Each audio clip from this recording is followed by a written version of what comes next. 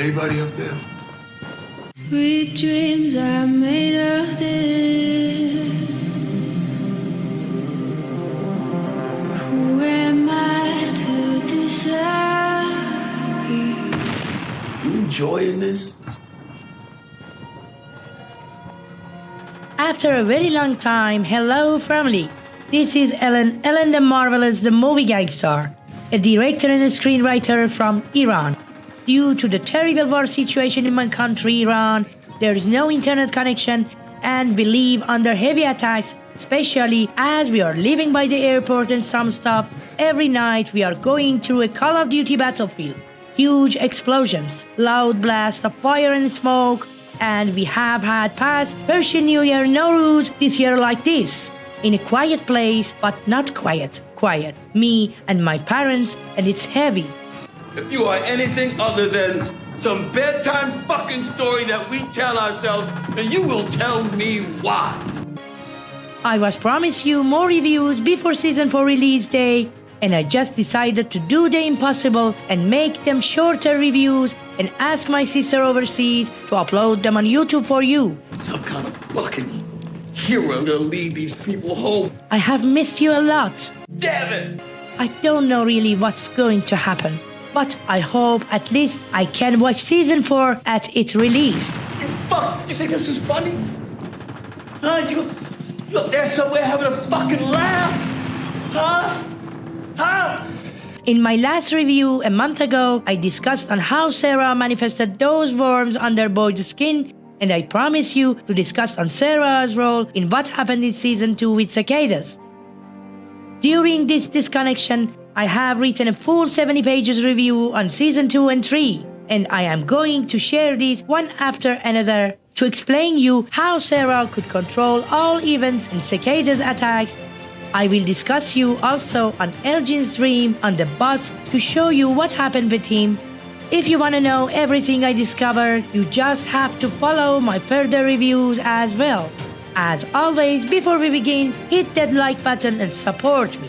I went to 7 seas to share this review with you. I'm still alive and fight for peace and freedom in my country. Share this for me to make it happen.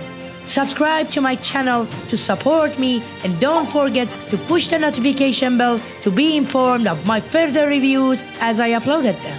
In the name of peace and humanity and freedom, let's begin. What if it's all just a dream? But in your dreams, whatever they be, dream a little dream of me. Season 2 begins exactly from the final moment we saw in Season 1 episode finale.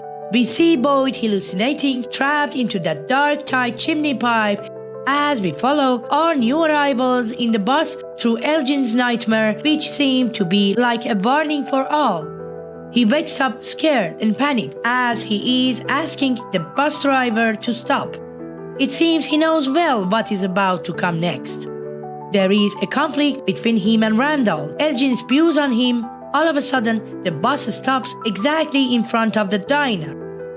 In the first episodes, at the same time, we follow 2 other different storylines, one about Boyd Chronicles in the dark creepy dungeons, and the other one on that dark journey Tabitha had as Victor was mentor through that dark underground tunnel.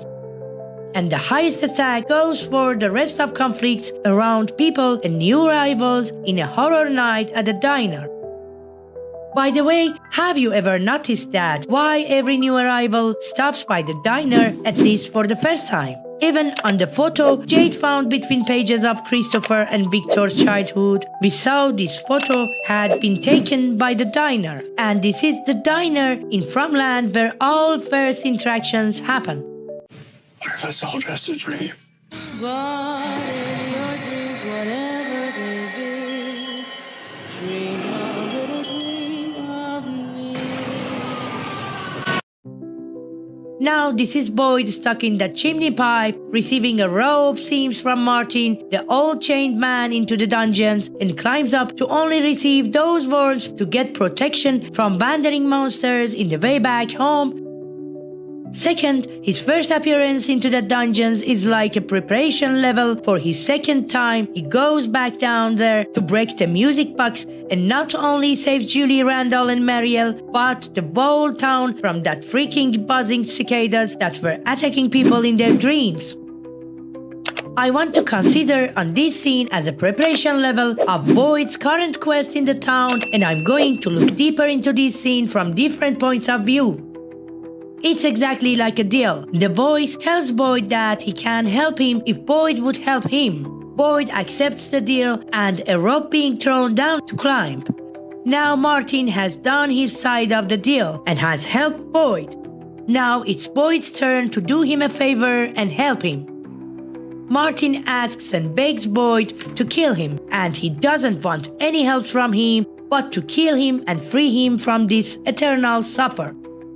Still, Boyd insists to help him. All of a sudden, the music comes to ear and Martin begs Boyd to leave before they arrive. It means Boyd has a choice. He can leave now safe back home. Either he can wait by Martin and receive those worms as a punishment. Boyd wanders around and we can see there 3 creepy skeletons crucified to the walls in front, the same as Martin. Maybe refers to absolute true end for the event. Or all he faces into that dark creepy dungeons is a dark traumatic portrayal of all Boyd's fears at the same time. Boyd acts as a resistance of change and he wants to save those children from that dungeon. Exactly the same with the journey Tabitha has by accompanying Victor through that dark tunnels only to visit that creepy uncle children, only to be convinced that she has to save those children at the lighthouse, and at the end of season 2 only to be thrown down of that lighthouse and wakes up in the real world with only an address in Victor's lunchbox to bring Henry, Victor's father, to Farmland by herself, and it seems Victor is abusing her only to make a reunion with his own father, and in return he removes Jim as a disqualified father and husband in Farmland to make place for his own father. Anyway, what I want to say is that all events seems like quest as a part of bigger plan which moves forward by feeding on everyone's fears. Let's back to Boyd at that dungeon. What if it's all just a dream?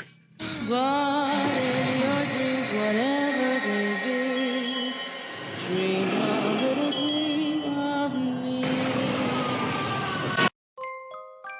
The music box now is playing a song as Martin begs Boyd to leave before they arrive, but Boyd still is trying to save him against his will. As I mentioned, Boyd has a choice. He can kill Martin or leave him and get back home. Either he could stay and at the end receive those worms from Martin. All the time Martin is talking to Boyd, exposing his fears. As Boyd is trying hard to save Martin, and as the box stops playing the song, Martin scratches Boyd's arm as he says, "My blood is your blood." Boyd leaves the dungeons injured and he picks a torch up, scared of those freaking worms he was received from Martin. All of a sudden, he finds himself standing in the middle of the forest in the ruining, which seems like an old altar. He tries to find his way back home as he discovers about being protected from monsters, refers to those worms he had received from Martin, and maybe this is the first step for him to transform and turns into a monster. Even when he joins Victor and Tabitha at that cabin, he never mentions on his experience at the dungeon. But next morning, Victor sees worms crawling under his skin and this scares him. As he arrives to the town, he has that some kind of panic attack, and as he tries to explain about what has happened to him with Martin at that dungeons and those worms he feels crawling under his skin, the song comes to his ears as a ballerina appears dancing around him as he is trapped into a music box. It seems someone doesn't want him to expose the story, or maybe this is his fears come across and stop him as a panic attack and hallucination to stop him exposing himself. At the same time, another storyline moves forward with Victor as he takes Tabitha to that car graveyard opens that back trunk, and as he sees all those drawings, he bursts into tears and kneels, and all of a sudden he remembers of Eloise, his own sister, whom we even saw he was removed from his memory as well. I believe these two storylines are mirroring each other at the same time and point to that heavy mind control goes on in that area. We have noticed already on the first rule in Fromland, balance must be restored. In season 1, as Frank's family died, also Kenny's father, Matthew's family arrived to the town. It's obvious now some characters always been replaced. Maybe it happens when the story gets boring, and in between also some characters mirroring each other, as we see about Boyd and Victor, as it seems someone tries to control dominantly on their minds and uses their inner fears against them. What if it's all just a dream? But in your dreams, whatever they be, dream a little dream of me.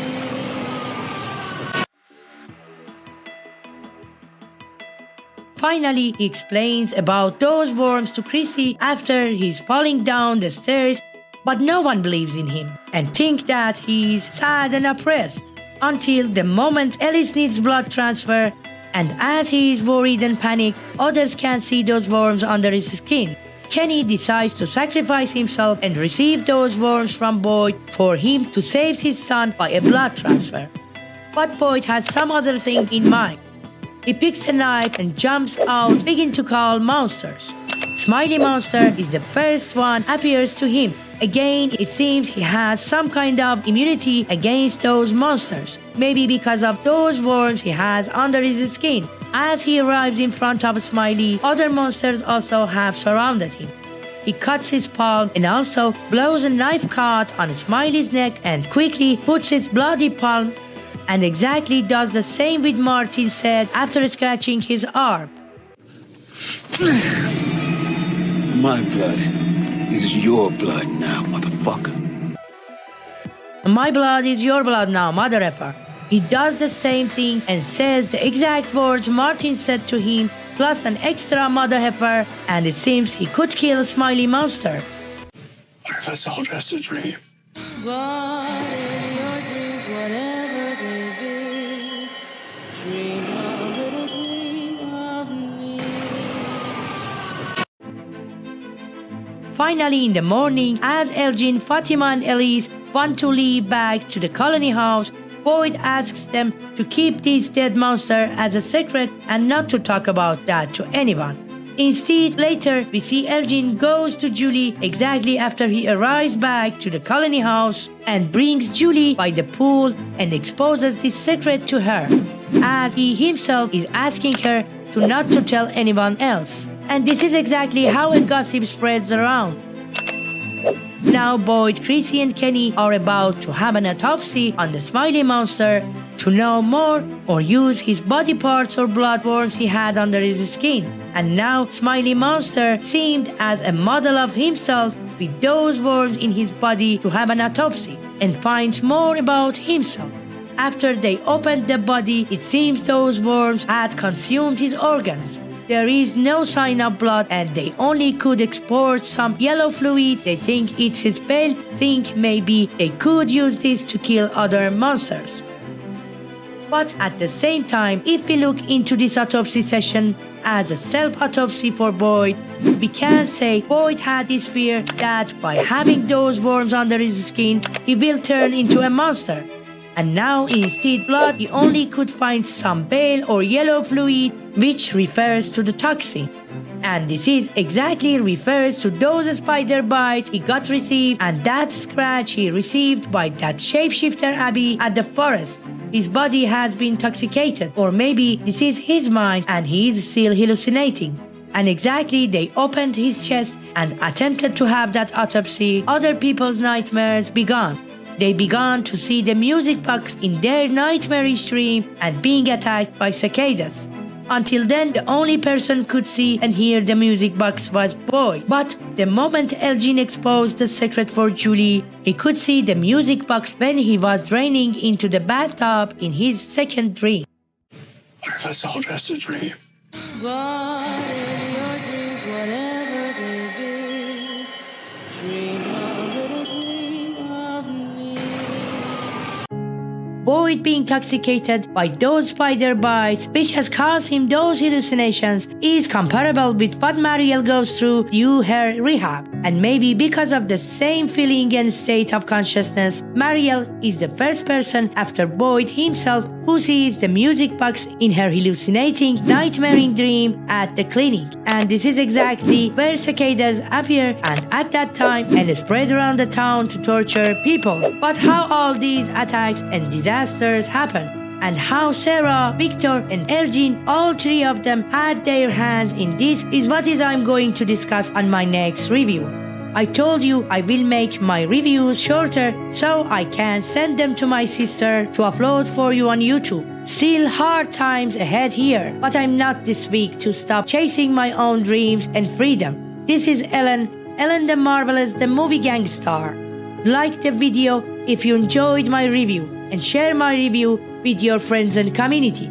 Subscribe to my channel to support me and don't forget to push the notification bell to be the first one watching my From reviews. Family is my family, praying for better days without war and freedom in my country, Iran. For now, love and light in peace and harmony to the eternity. Accept my apology if my voice seems cracked. War, flu, pain, this all goes through my vein. And I'm concerned about my country, Iran, the kingdom of Persia, where was one day the land of legends.